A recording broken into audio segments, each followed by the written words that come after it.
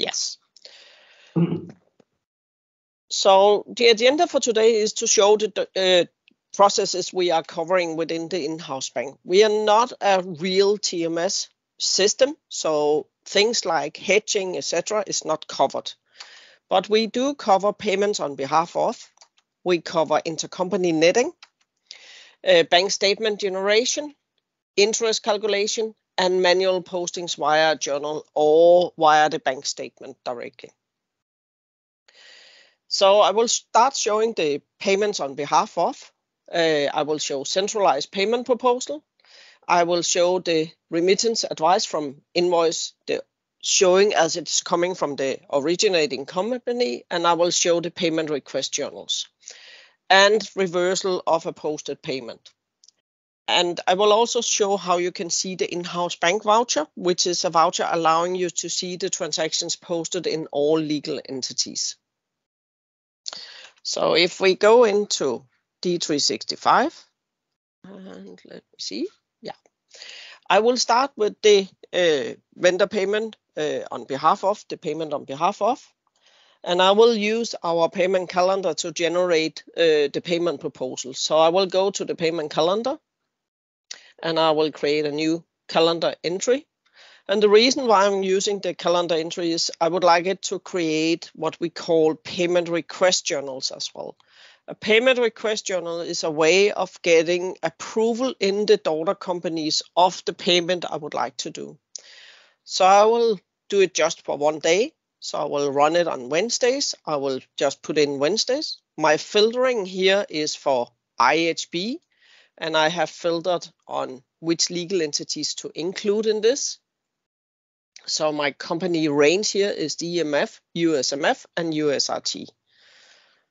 I can put in 2 dates, total payment date, minimum payment date, depending on when I would like this to be paid. So if I would like this to be paid tomorrow and it include all invoices for the next 5 days, I can put this in.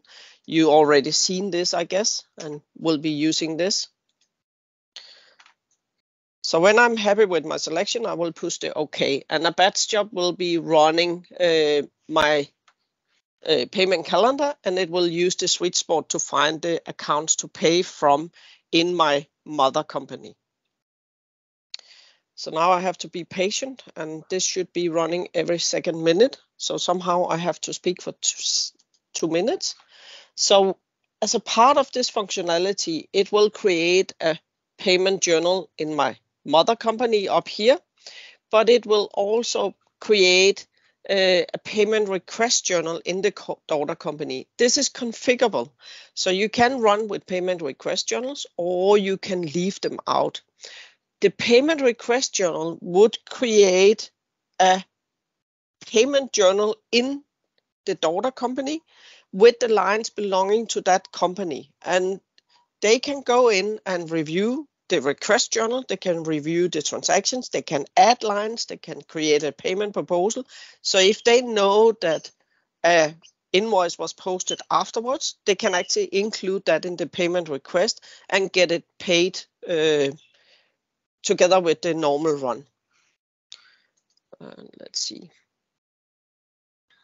I haven't been talking long enough. So let's go back to the payment calendar to see if when it's disappearing. And when they submit that payment request journal, they will in the daughter company be able to see that it's not yet transmitted to the bank and it's not yet paid. As soon as the journal gets posted, it will disappear from their view. So it's meant to be that they can see what is happening and when it's happening.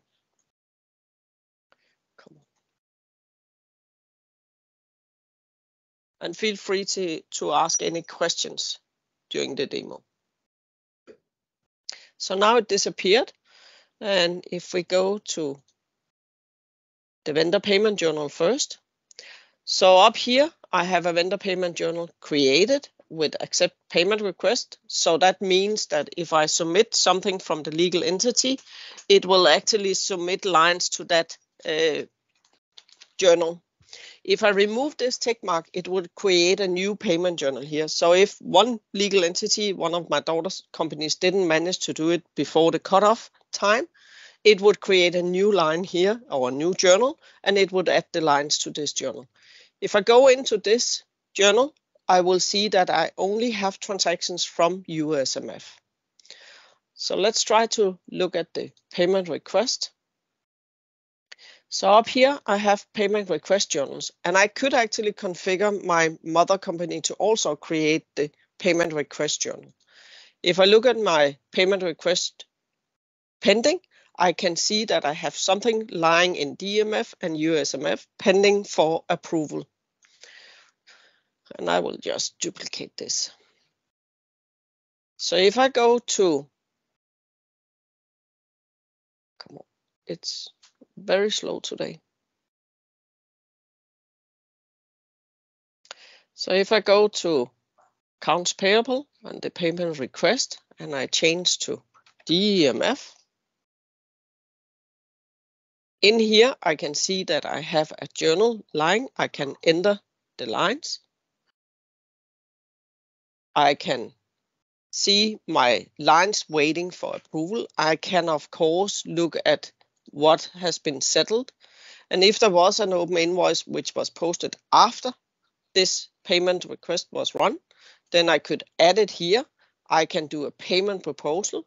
That also means that they could do a payment proposal during the week if they want the mother company to pay something urgent and get it into the mother company. When I'm happy with this, I can submit my payment request.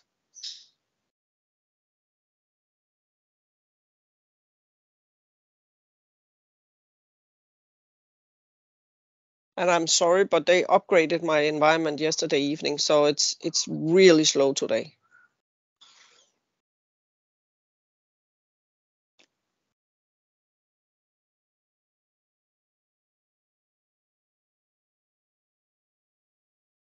And submitting the payment request will add the lines to the payment journal.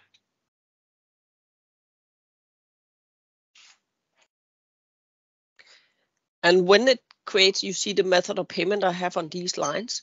When it creates the lines in the mother company, it will also look for what account to pay from and what method of payment and payment specification to be used for that kind of payment.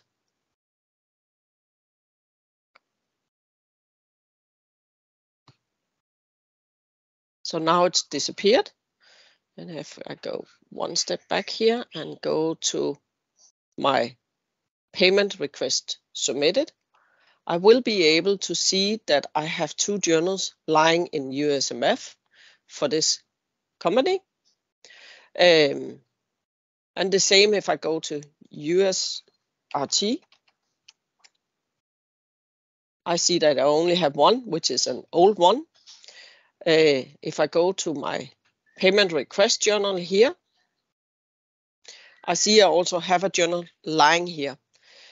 Let's imagine that this legal entity wasn't actually submitting this at due time. So if I go to my payment journal here and go to the lines, I see that I now have DMF in.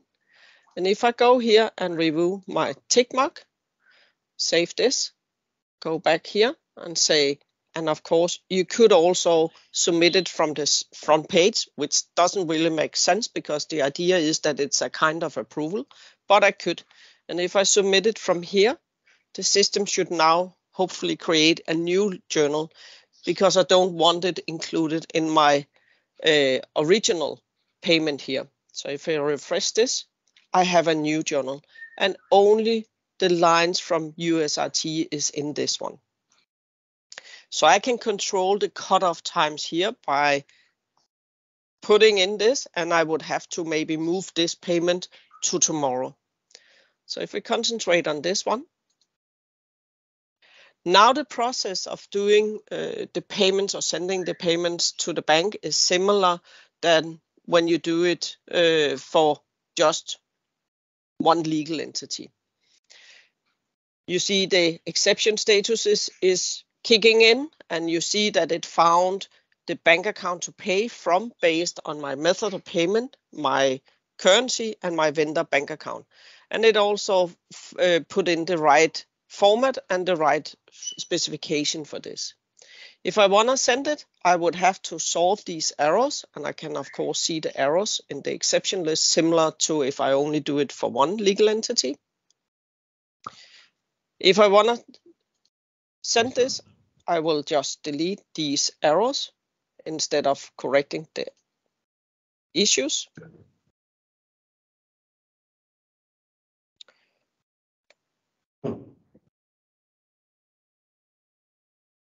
So now I have some transactions from USMF and DEMF.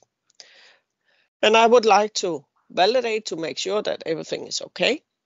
And I will get ready down here, so the journal is ready to get sent to the bank.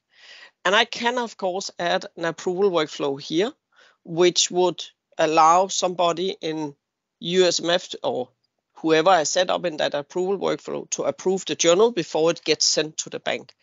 And you can configure it to automatically send the file and create the Treasury Automation Suite record automatically when status is approved. I don't have an approval workflow on, so I would just trigger this manually.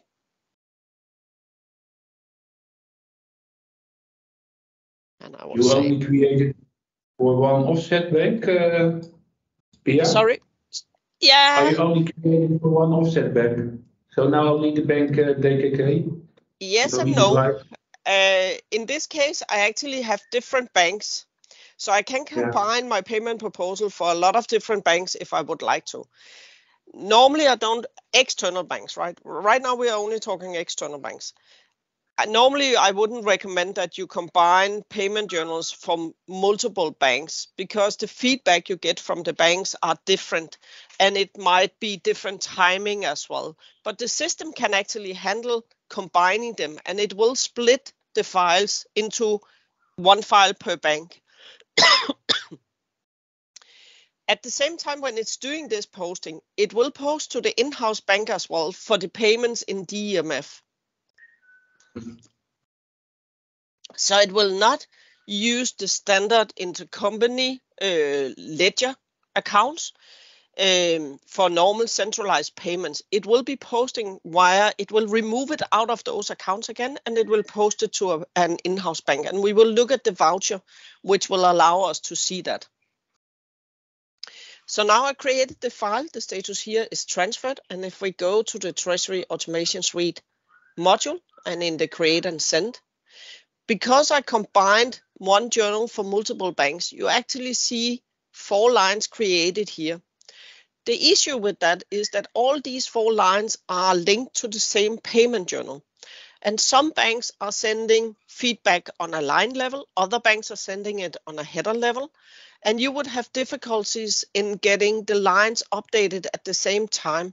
So normally I recommend that you try to create your payment proposals via the payment calendars by bank instead of combining multiple banks into one journal. But it's doable.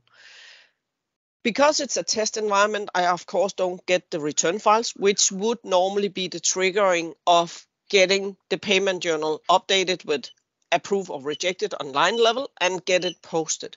But I have to trigger that manually from here. So when I select this record, I will say begin processing, and I have to do it on all 4 in order to get the journal posted because I want to see the voucher transaction. I want to show you the voucher transactions for this vendor payment.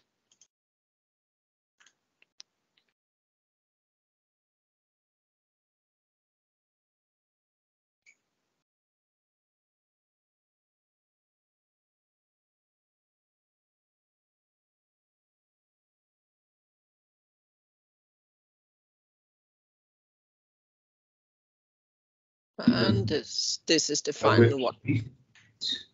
Sorry?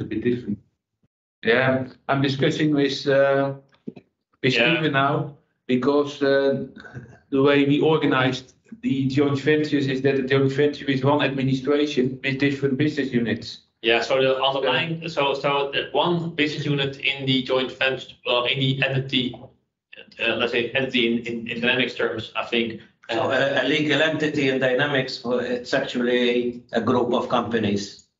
We have multiple there are 25 legal entities, but each one of these has business units, which in real life represent multiple companies. Yeah. So I don't know if it might create some complications here. Because so let's say if you have a group of 10 it will. vessels, and the vessels don't have a bank account, and only one will have, or for instance, one business unit will have an actual bank account. Yeah, you're looking at financial dimensions instead of looking at legal entities, right? Yes, that's correct. That will for sure create issues because that is not a centralized payment. It's not a centralized setup, and I wouldn't be able to run this with one legal entities using dimensions. But you also have, Stephen, we also have a lot of situations where the payments are between entities, yes? So, for example, SMT Shipping paying for something related to one of the joint ventures. That's not the biggest frequency, but it happens, right? Yeah. Small part doing places. So I'm not sure why it has been set up what I did, but in this case, I would expect a legal entity because that is what it allows me to do a payment proposal. Otherwise, I'm doing payment proposal within, and it wouldn't know that it was centralized, right? So yes, the in-house bank module would not work if it is based on dimensions. That is based on legal entities. Okay. Yeah. So now I got this finalized and the journal has been posted. So I would like to show, and I will just move so now I'm showing the electronic fund remittance advice I can set out to my vendors. It's showing this one is for the vendor DMF payments. And if I look at this report, it shows like it's coming from my legal entity DMF, and it's showing my vendor name. It's showing who to contact. This is some text I added in here. And then it's showing the invoices I paid. So it's not showing like it's paid from my mother company, but it looks like it's coming, which is payment on behalf of, from the daughter company, even though it was not paid out of the daughter company.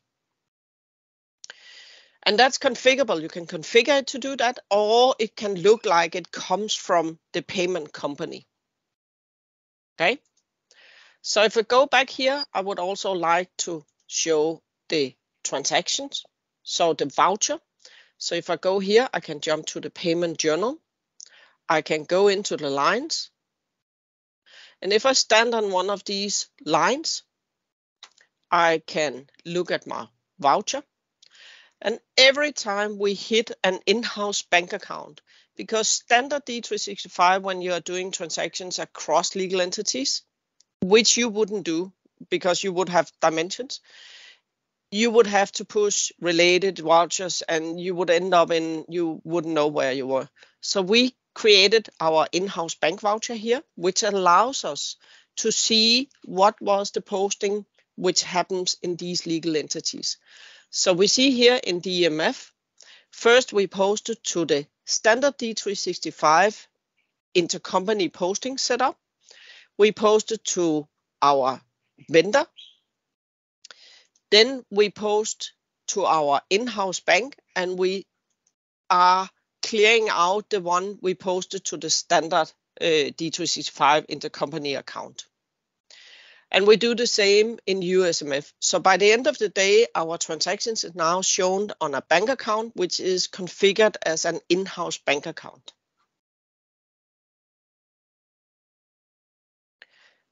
What we can also do on these transactions, one more step, we can, of course, resend like similar, and we can reverse our posted payment. As soon as we push this button, it will post in both legal entities. It will unsettle the invoices, similar to what we can do if we are in one legal entity.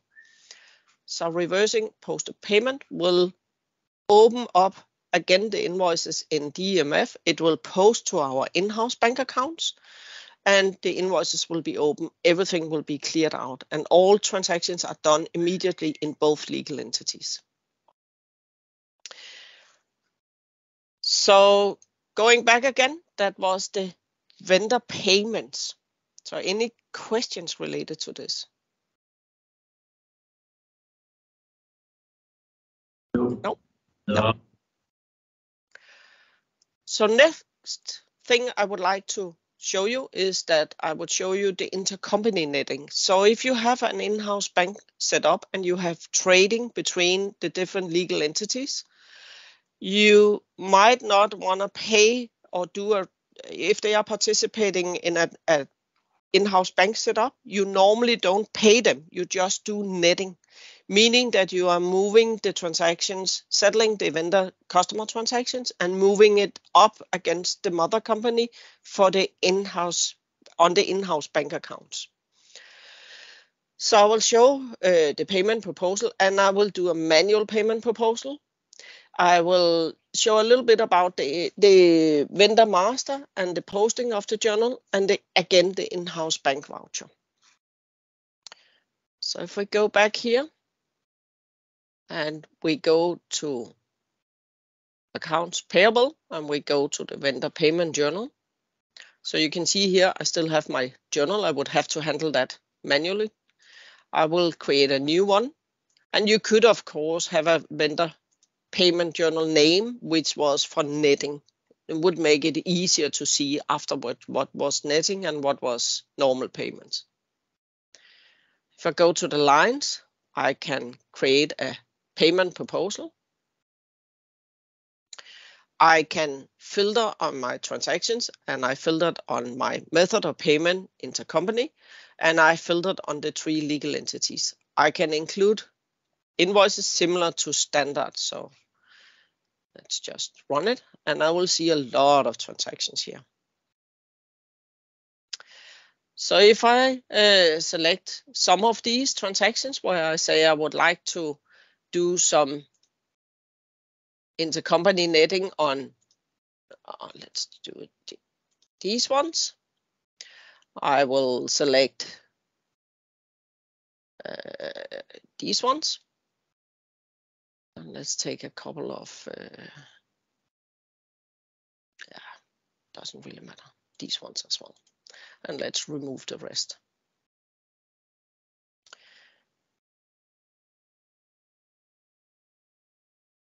So based on an in-house bank switchboard, the transactions will now be created looking for an in-house bank account. So when I come in here, I will jump to the vendor so you can see what is happening.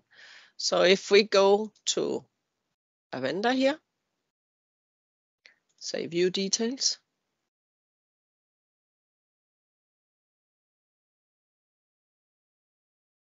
Hopefully we could. And up here on the general tab, so the intercompany trading relation has been set to yes. And at the same time, on the in-house bank account here, there is a new tab which will tell the system what in-house bank to use if there is a netting situation. So if we go back to our journal, and now we should be in USMF, not in DMF. So here we have the different, and we can see that it found some in-house bank accounts here.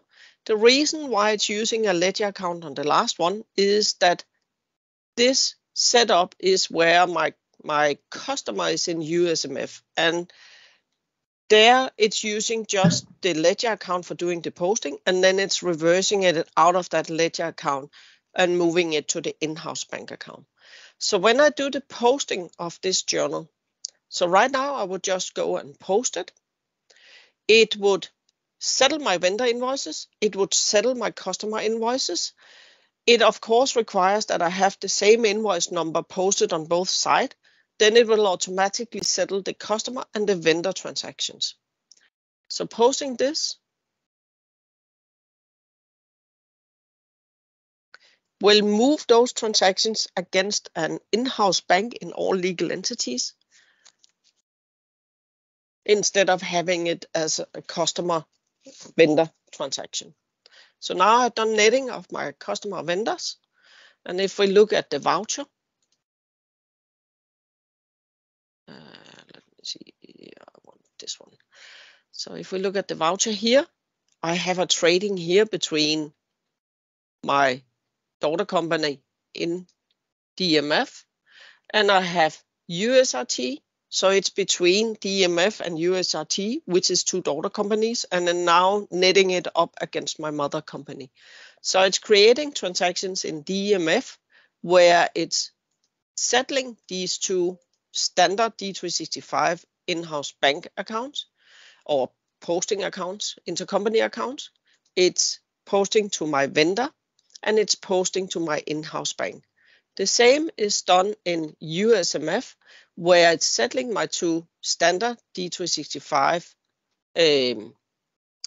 intercompany posting setup, and it's posting to two different bank accounts. And in USRT, it's posting to my customer account and it's posting to the in-house bank account. If I by mistake did something wrong, I can reverse it again, similar to what I can do with vendor payments, but instead of doing it from the Treasury Automation Suite system, I can do it directly from the payment journal.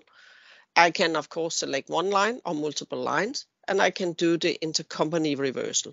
It will suggest me the same day as I did the netting, and then it will reverse and undo the settlement and settle against the new transactions. So similar to what I do on normal payments. Any questions to netting? No, not at the moment, no. No. It is, of course, also possible to do manual postings via general journals. So I can do it from a bank statement, or I can do it from a general ledger journal. So if we jump back into D365, so I can go and create a general journal. And on top of the general journal and just creating a line here, there is also some functionality related to the statement. So if I have created a statement for my in-house bank account, it won't allow me to post with a date equal to the statement date or earlier. And I will show you what happens.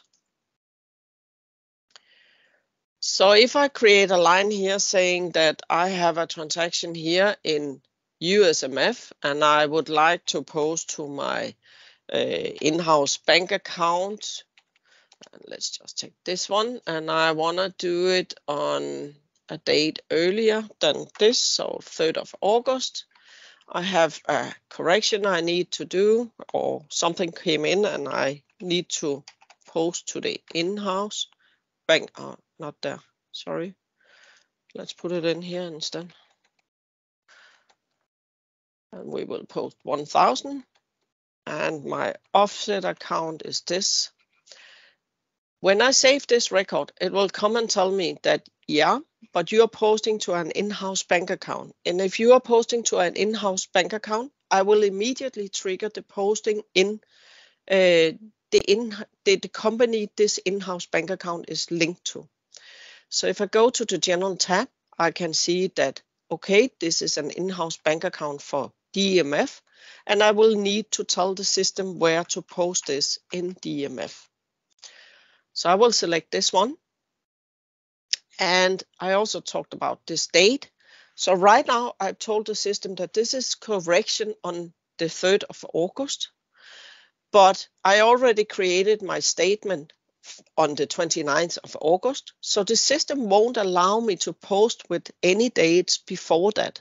And the reason for that is that then I would have to regenerate my statement, and I can't. So it will have to show up on a later statement, even though it has a transaction date which needs to be the value date when I'm doing my interest calculation.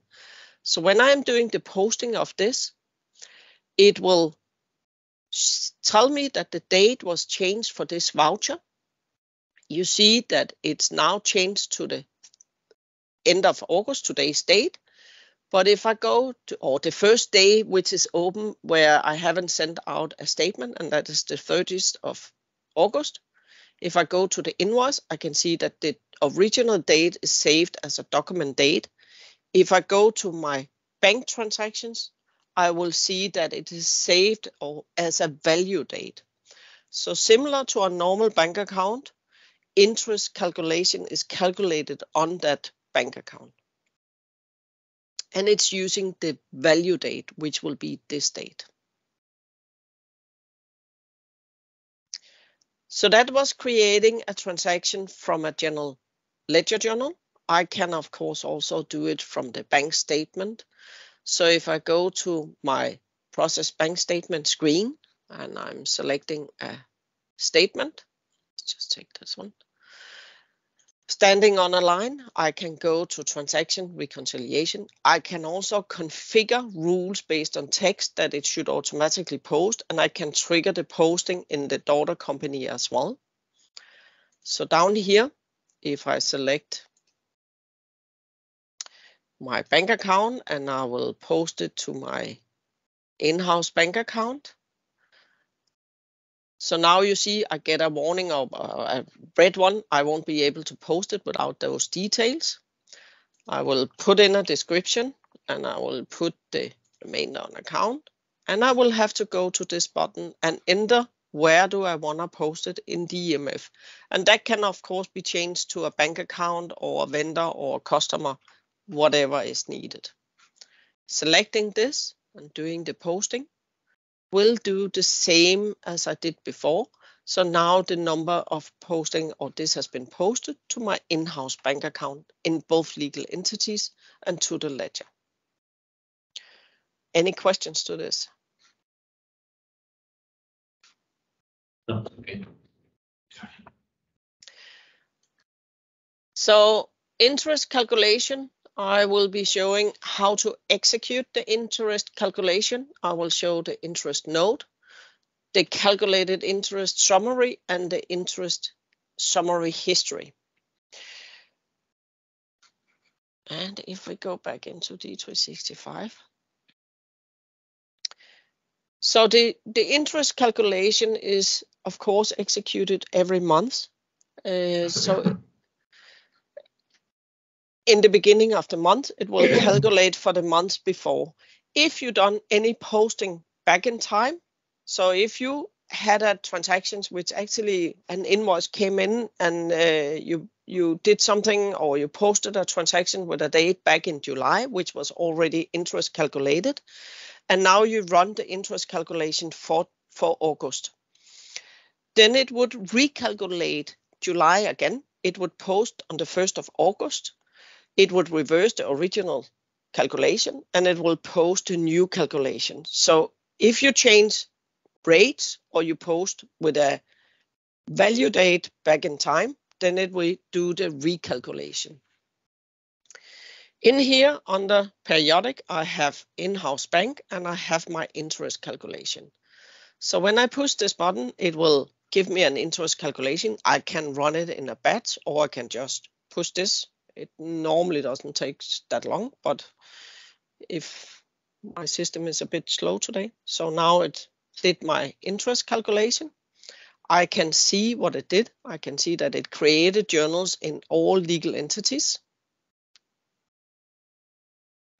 And if I close this down again. Do you use this interest? We have some. Yeah, we have some intercompany loans which you can look at, of course, also as an but we currently don't charge interest on the overdraft but I know that from a tax perspective, there's more pressure on arm's length stuff. Yeah. It's calculated. Yeah. So if we go back again here, I can look at what it did. So in here, and if we just take the in-house bank tree,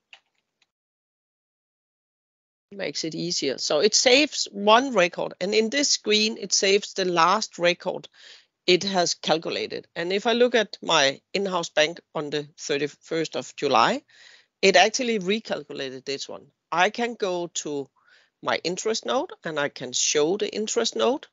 So in here, I see the interest note. I can configure the system to send that interest note to my daughter company.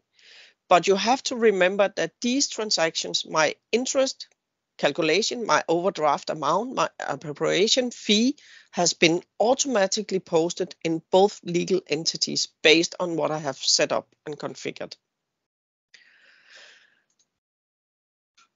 I can also see how it did the calculation. So I can see that it has transactions on these dates. It's summing up the transactions on these dates. So if I stand on one of these lines and push my new transaction, I can see the transactions which are included in here.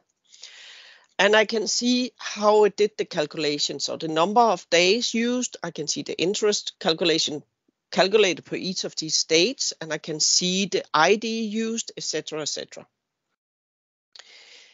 But I already calculated for July, and I only see the latest calculation here.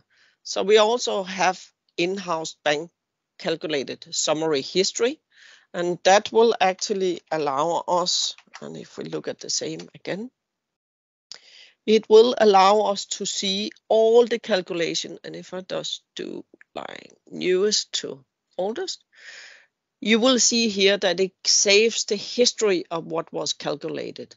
So it shows the history of all transactions done, and it will keep on showing. So there's a lot of transactions in here, and it will show documentation for how was this calculation done. On the bank account itself, so if we go to the in-house bank account here, you can see the interest rate used for this based on days, and you can see how it's combined. You can see the markup and how it's calculated. And you can change this per date, so it's date control, similar to a normal bank account, basically, an external bank account in a bank. And you can configure it to calculate, you can configure it to use overdraft, to not use overdraft, etc. So that was the interest calculation. And of course, I can also send out a bank statement to my legal entities. And if all the legal entities are on D365, I would expect that the bank statement is just put into a folder, automatically imported, and it's reconciling my in-house bank account. It requires that I have statement date. It will use basically a daily process. It will skip weekends.